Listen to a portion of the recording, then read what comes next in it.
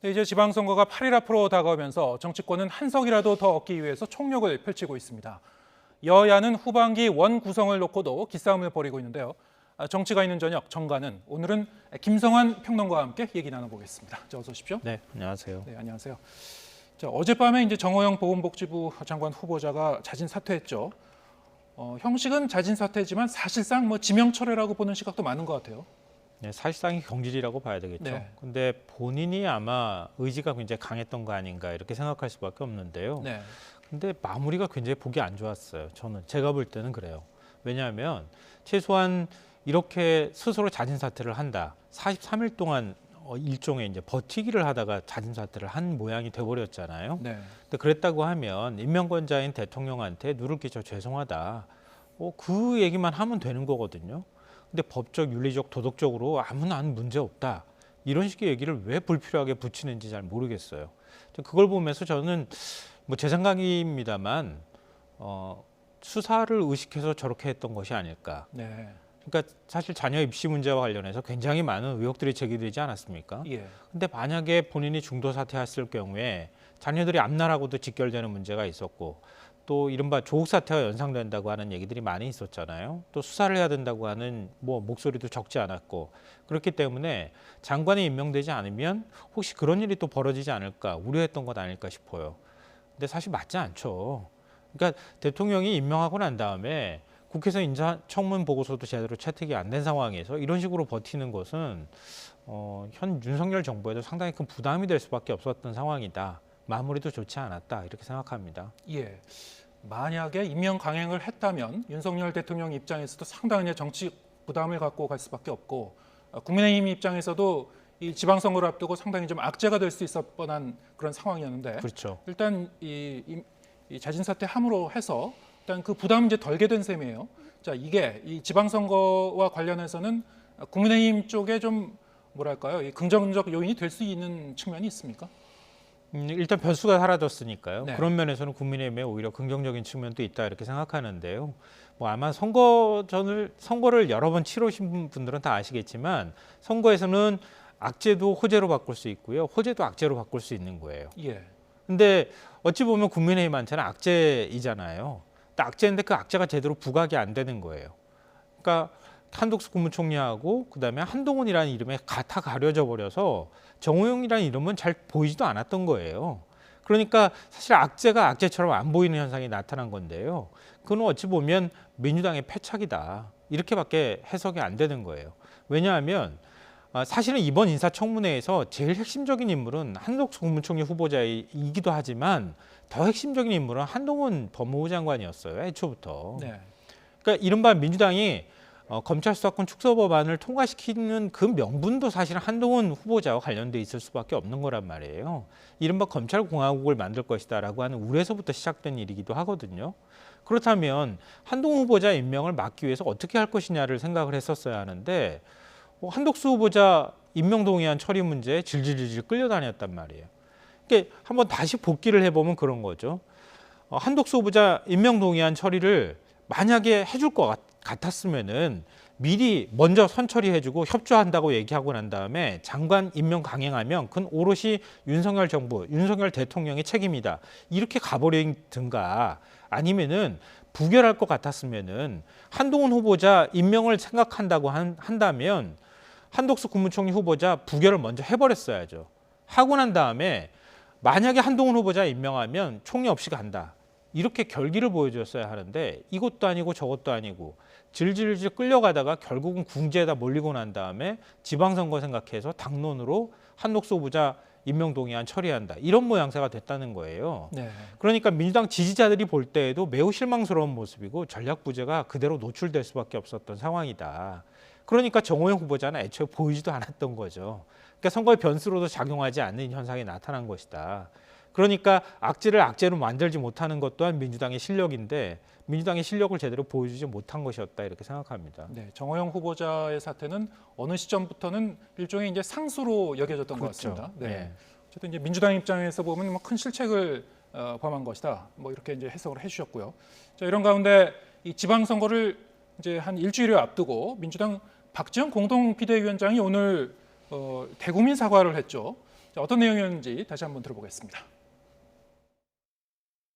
우리 편의 큰 잘못은 감싸고 상대편의 작은 잘못은 비난하는 이 잘못된 정치 문화 바꾸겠습니다.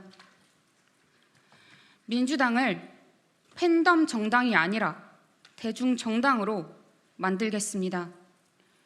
우리 민주당 후보들에게 이번이 마지막이라는 생각으로 딱 한 번만 더 기회를 주십시오. 그 지점에 대해서는 당 내에서 이제 충분한 논의를 오늘 내일 중에 더 거쳐서 금주 중으로 발표드리도록 하겠습니다. 네, 지금 박지원 위원장이 선거에서 마지막으로 기회를 한 번만 더 달라고 이제 읍소를 하면서도 기자가 이제 질문을 한 거죠. 애초에 책임 있는 이재명 후보나 송영길 후보가 나오지 말았어야 되는 거 아니냐 이랬더니 오늘 내일 중에 논의 거쳐서 이번 주 중으로 거기에 대해서 이제 대책을 발표하도록 하겠다 했는데 이 부분에 대해서는 또 당 측에서는 또 부인을 했어요. 박지원 위원장의 얘기는 아마 답변이 곤란하기 때문에 답변하기 어려우니까 저렇게 얘기한 것 같아요. 그거에 대해서 지금 당장 선거에서 뛰는 후보인데 출마가 부적절하다고 어떻게 얘기할 수 있겠습니까? 얘기할 수 없는 것을 저런 식으로 표현한 것에 가깝다. 이렇게 이해하면 어떨까 생각이 되고요. 제가 볼 때는 그렇고요. 근데 묘해요. 박지원 위원장을 대하는 방식이 좀 이상해요. 제가 볼 때는. 당 전체 분위기를 말씀하는 겁니까? 네. 그러니까 여러 가지 결의 얘기가 가능할 것 같아요. 박지원 위원장을 이재명 후보가 사실은 추천을 했다고 하잖아요. 그렇죠. 그러니까 당 상황이 마치 이재명계를 견제하는 듯한 모양이 비춰지는 것 그런 측면으로도 해석이 가능할 것 같고요. 네. 박지원 위원장이 당내에 좀 쓴소리를 한다고 해서 그거를 내부 총질이라고 치부해버리는 이것도 뭔가 좀 이상해요. 그러니까 예를 들면 박지원 위원장은 원래 정치를 했던 사람이 아니잖아요.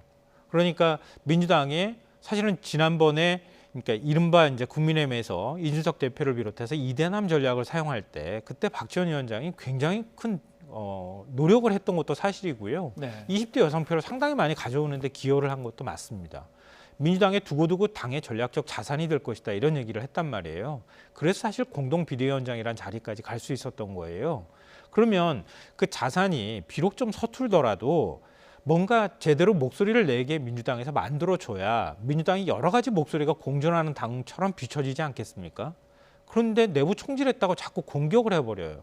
그리고 박지원 위원장이 하다못해 5.18 기념식에 가서 그때 이무리한 행진곡 가사 봤다고 해서 또 비난해요. 국민의힘에서 비난하니까 당내에서 또 동조해요. 왜 보호해주는 사람이 아무도 없죠? 당의 자산이면은 닦아가지고 보석으로 써야 되는데 그냥 버리잖아 자꾸. 왜 이런 현상이 나타날까? 좀 이해가 잘 안 돼요. 지금 민주당의 상황을 보여주는 것 같습니다. 당내 어떤 그 지도부의 어떤 리더십의 문제라고 볼 수 있나요? 어떻게 리더십이 보십니까? 그렇죠. 공백 사태나 다름이 없다고 생각이 돼요. 네. 그러니까 당을 끌고 갈 사람이 마땅치 않으니까 결국 대선 패배하고 난 다음에 비대위 체제로 넘어갔던 거 아닙니까? 윤호중 비대위원장이 맡겨달라 이렇게 얘기를 했던 거잖아요. 그럼 박지원 비대위원장이 같이 공동 비대위원장으로 간다고 하면 박지원 비대위원장이 공격을 받으면 부당한 공격이라고 생각하거나 아니거나 그런 걸 떠나서 보호해줘야 되잖아요. 의원들도. 아니, 누가 우리 위원장 공격하는 거야? 그리고 윤호중 비대위원장도 그걸 좀 막아주는 방어막 역할을 좀 해줘야 되잖아요. 근데 오늘은 개인적인 의견이다. 딱 선을 그어버렸단 말이에요. 그러니까 왜 이런 현상이 나타나느냐. 결국 당의 자산도 제대로 관리하지도 못하고 그리고 당의 리더십도 제대로 없다고 하는 걸 그대로 노출해서 보여주는 것이나 다름이 없다. 그러니까 박지원 비대위원장한테 많은 분들이 다 박지원 비대위원장을 보고 이번 지방선거에서 표를 던지지는 않을 거란 말이에요. 그러니까 박지원 비대위원장은 확실하게 젊은 층, 특히 여성표를 갖고 올 만한 인물이 될 수 있는 거란 말이에요. 그럼 박지원 비대위원장이 얘기를 하면 그런 표가 움직인다고 할 때 그 정도의 가치로 평가를 해주면 되는 것이지 마치 당을 막 이끌고 가는 사람인 것처럼 얘기해버리는 것이 좀 이상해 보여요. 그거를 윤호중 공동비대위원장도 다 뻔히 알 거거든요. 그러면 일단은 막아줘야죠. 막아주고 거기에 대해서 개인적인 의견이다 이렇게 하는 게 아니라 논의해보고 그다음에 우리가 또 얘기하겠다 이렇게 해줘야 되는데 아무도 보호해주지 않고 광야로 그냥 확 내몰아 버렸단 말이에요. 이거는 제 살 깎아먹기다. 그러니까 이게 민주당이 대선 패배, 뭐 어느 당이 다 마찬가지지만 대선 패배하고 난 다음에는 일정한 혼란이 불가피하거든요. 지도부 공백도 생기기도 하고 비대위 체제가 되기도 하고 하지만 지금 민주당이 선거를 앞두고 있는 상황에서 이런 모습들이 그대로 노출되는 것은 지지자들한테도 굉장히 안 좋은 영향을 미칠 수밖에 없을 것이다 이렇게 생각합니다. 네, 어떤 전략상의 문제도 있었고 이 선거를 앞두고 이제 당이 이제 단합된 모습을 보여주지 못하고 있다 이렇게 이제 요약할 수 있을 것 같은데요. 오늘 이제 이 박지원 공동 비대위원장의 대국민 사과 발표도 이 선거를 앞두고 이 당 내의 어떤 그 위기감 이런 것을 이제 고스란히 이제 반영하고 있는 것 같습니다. 지금 그 여야의 이제 판세의 윤곽이 점점 드러나고 있는데요. 어떻게 좀 분석되고 있습니까? 이거 자칫하다가는 2018년을 정반대로 뒤집으면 되는 현상이 나타날 가능성도 있다. 네. 제가 너무 비관적으로 보는지 모르겠는데요. 민주당도 지금 선거를 앞두고 저런 모양이 나오고요. 당에서 리더십 공백이 그대로 노출이 되고요. 당의 전략이 있는지 윤석열 정부 출범하고 난 다음에 하는 과정에서 집무실 이전부터 적지 않게 실망한 분들도 있었단 말이에요. 네. 견제 심리도 일정하게 작동할 가능성이 있었는데도 불구하고 그런 것들을 제대로 활용하지도 못했고 인사청문회 국면도 똑같았거든요. 그러니까 민주당이 제 전략이 뭔가 이렇게 물어볼 때 애초부터 사실은 지방선거를 대할 때 민주당이 승리할 거라고 생각한 사람이 누가 있겠습니까? 워낙 2018년에 큰 승리를 거뒀고 이번에는 또 그 5년 만에 권력을 내주기도 했고요. 대권을 내주기도 했었고 그렇다면은 민주당의 전략은 사실은 경기 지역이나 수도권에서 선방을 하면 그 정도만으로도 충분하다. 그 정도 상징성을 가지면 된다라고 얘기했는데 민주당은 마치 승리할 것처럼 승리한 사람처럼 승리할 것처럼 얘기를 해왔단 말이에요. 솔직하지도 못했고 그리고 전략상으로도 그러다 보니까 집중도도 없었고 이런 현상들이 계속 반복돼서 나타났다고 볼 수 있어요. 근데 이러다 보니까 결국 막판에 쫓기다 보면 결국 남아있는 게 몇 군데 안 남는 현상들이 나타날 수밖에 없다는 거예요. 그러니까 결국 호남하고 제주 그리고 수도권도 사실은 지금 경기도 박빙이라고 하는 얘기가 나오고요. 인천도 열세, 서울도 열세 이렇게 나오고 있는 상황이란 말이에요. 보궐선거 7군데 지역에서 치러지고 있는 상황인데 이재명 후보도 흔들린다. 이런 얘기까지 나오고 있는 상황이란 말이에요. 그러니까 박지원 비대위원장이 읍수하는 전략을 선택할 수밖에 없었던 것은 그런 것들, 지금 민심의 흐름을 반영한 것이다. 이렇게 또 볼 수 있거든요. 그러니까 민주당이 여기에 소기의 성과를 거두기 위해서는 전략적으로 집중이 필요했는데 국민의힘은 컨벤션 효과, 새 정부 출범 이후에 한미 정상회담부터 시작해서 여러 컨벤션 효과를 보면서 가는데도 불구하고 정확하게 어디를 공격해야 할지 알고 집중하는 집중을 했잖아요. 개항이나 이런 데로 집중한단 말이에요. 네. 근데 민주당은 집중을 못 하잖아요. 그러다 보니까 선거 전략이 없는 것 같다. 이런 얘기가 나오고 막판으로 지금 계속 몰려가면서 수세로 자꾸 가는 이런 모양이 나타나고 있는 거 아닌가 싶습니다. 네. 지금 뭐 여론조사 결과가 이제 속속 나오고 있고요. 지금 말씀하셨다시피 전체적인 판세를 보면은 국민의힘이 이 더불어민주당보다 더 앞서가는 그런 게 여론조사 결과가 각 지역에서 좀 나오는 곳이 더 많은 것 같습니다. 특히 이제 이번 이제 국회의원 보궐선거에서 가장 이제 뜨거운 관심을 끌고 있는 것이 인천 계양을이죠. 이재명 총괄선대위원장이 출사표를 던지고 도전을 한 곳인데 예상과 달리 상당히 박빙 접전을 이제 벌이고 있어요. 어떻게 보셨습니까? 처음에는 격차가 좀 벌어지는 것으로는 나왔거든요. 네. 제가 알기로는. 그런데 어느 순간부터 시작해서 격차가 좁혀지더니 지금 거의 오차 범위 안에 다 들어와 있다 이렇게 얘기를 하고 있거든요. 네. 이 차이가 어디서 나오는 거냐? 결국 국민의힘은 당 차원의 모든 물량 공세를 다 개항을 해 퍼붓는 거란 말이에요. 네. 근데 민주당은 과연 그렇게 하고 있는가? 민주당은 이재명 후보한테 맡기는 것처럼 보여요. 제가 볼 때는. 네. 그러니까 민주당은 개항에서 그만큼 그 공을 들이지 않는데 국민의힘은 이재명이라고 하는 상징성도 이번 선거에서 빼앗아 버리겠다. 이렇게 하면서 개항을 해 모든 총력전을 지금 집중하고 있단 말이에요. 근데 그러다 보니까 결국 개항에서 보수층 유권자들은 단합하는, 그러니까 결집하는 현상들이 나타나고 민주당의 지지자들은 결국 흩어지거나 아니면 뭔가 투표를 해야 될 필요성이나 이런 것들을 자꾸 못 느끼는 현상으로 가다 보니까 지지율 격차가 좁혀지는 현상으로 이어진 것이 아닐까 그렇게 생각합니다. 사실 이제 대권 주자급인 이재명 후보 본인 자체가 가장 큰 상징적 자산 아닙니까? 개항을 이제 이 선거전에서도. 근데 이재명 후보의 동선을 보면은 전체 한 70% 이상을 이제 개항을 이 선거구에 공을 들였더라고요. 저는 이재명 후보가 될 거라고 봐요. 이건 네. 뭐 여론조사하고 무관하게 제 개인적인 관측인 건데요. 그러니까 이재명 후보가 이길 거라고는 생각하지만 그렇더라도 이재명 후보가 굉장히 힘든 싸움을 하게 될 수밖에 없었던 이유는 앞서 말씀드렸던 그런 측면도 있고요. 또 하나는 지방선거는 그렇게 투표율이 높지는 않습니다. 그러니까 통상 대통령 선거의 경우에는 70% 후반이 나오잖아요, 투표율이. 네. 근데 지방선거는 2018년 지방선거에서 60.2%였거든요. 4.7 그 재보궐선거 때 특히 서울 같은 경우에도 한 58% 정도밖에 안 나왔어요. 그러니까 이거는 뭘 말하냐면은 중앙 정치에서 뭔가를 한다고 해서 지방선거로 그대로 다 전이되는 현상이 나타나는 것도 아니고 지방에는 일정하게 인물론도 작동을 하고 그리고 투표율이 상대적으로 낮기 때문에 누가 자기 지지층을 투표장으로 끌고 나가느냐 이게 매우 중요한 선거다. 지방선거는 이렇게 봐야 되거든요. 근데 지금 민주당 지지층은 흩어지는 현상. 투표를 꼭 내가 해야 된다고 하기에는 너무 많은 패배감을 지금 맛보고 있는 상황이고 좀 무력감에 좀 빠진 측면도 있고요. 심판하기에는 그렇다고 해서 윤석열 정부가 출범한 지 한 달도 지금 안 된 상황이잖아요. 그러니까 투표의 동의를 잘 못 찾는 상황이고요. 국민의힘 지지자들은 그만큼 국민의힘에서 많은 총력전을 기울이고 있는 상황이기도 하고 윤석열 정부의 성공을 바라는 마음도 일부분이 있고 그게 동시에 같이 상승 효과를 나타내고 있는 것 아닐까 그렇게 생각을 합니다. 그러니까 개항을 해서 자꾸 이렇게 접전으로 붙어가는 현상들이 발생하고 있는 것 아닐까 이렇게 생각을 해요.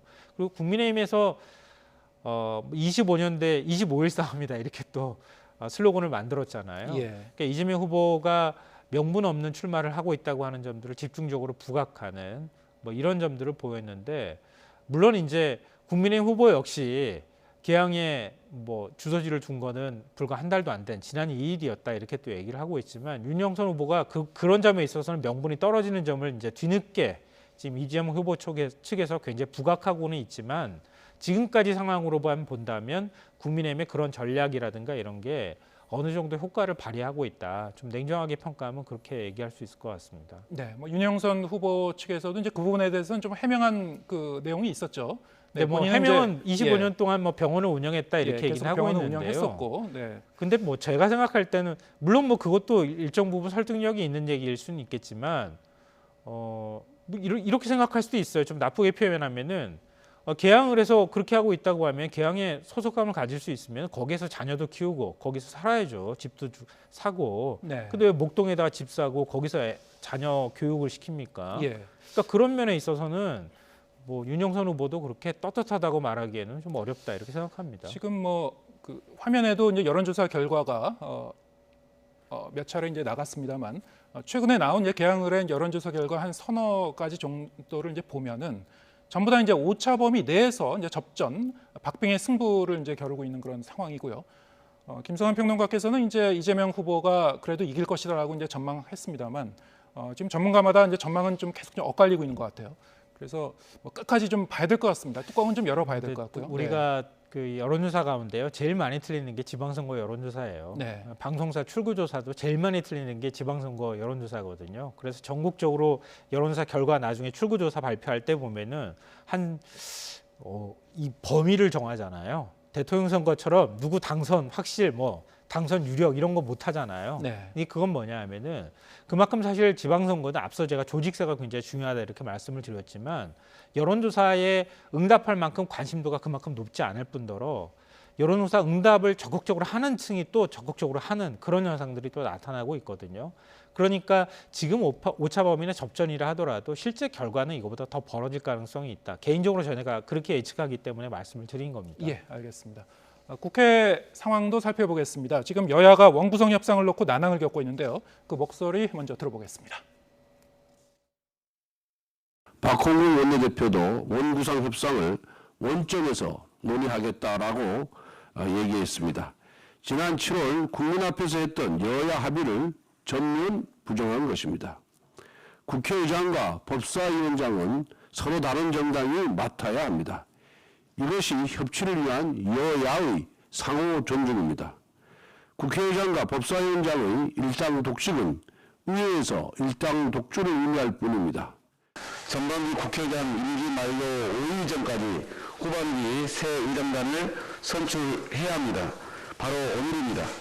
하지만 국민의힘은 의장단 선출을 미룬 채 발목 잡기만 하고 있습니다. 네. 지금 뭐 녹취 들으셨습니다만 민주당에서 이제 국회의장 후보로 오선의 김진표 의원을 이제 선출을 했죠. 하지만 이제 국민의힘 쪽에서는 표결에 당분간 협조해주지 않을 것이다. 자, 이게 이제 후반기 원 구성과 이제 맞물려 있는 문제죠. 네, 맞습니다. 원구성 협상 순탄치 않을 것 같아요. 제가 볼 네, 때는. 그럴 것 같습니다. 네, 지방선거 전까지는 아마 원구성하기 어려울 것 같고요. 지방선거 이후까지도 힘겨루기가 계속되지 않을까 이렇게 생각하는데요. 결국 이제 법사위원장 자리가 이제 문제인 거죠. 네, 그러니까 민주당은 법사위원장 자리에 안 놓을 거예요. 네. 이것도 제 뭐 개인적인 관측이지만요. 그러니까 민주당이 인사청문 국면 지나가면서 사실 부각시켰어야 할 부분은 뭐 이른바 검수 완판이라고 얘기하는 것처럼 청와대 요직도 전부 다 검사 수사관 출신들 다 들어가 있다고 얘기를 하고 있고요. 뭐 그래서 그 과정에서 윤재순 비서관의 경우에는 좀 잡음 같은 것도 있었고요. 오늘 이제 또 얘기가 나오는 것도 그렇지만, 그러니까 한동훈 법무부 장관이 또 가고 검찰 인사를 다 한단 말이에요. 네. 그리고 민정수석 역할까지 해야 되는 겁니다. 그러니까 이 공직 그 인사 검증도 지금 별도의 검사들 팀으로 해서 만든다고 하잖아요.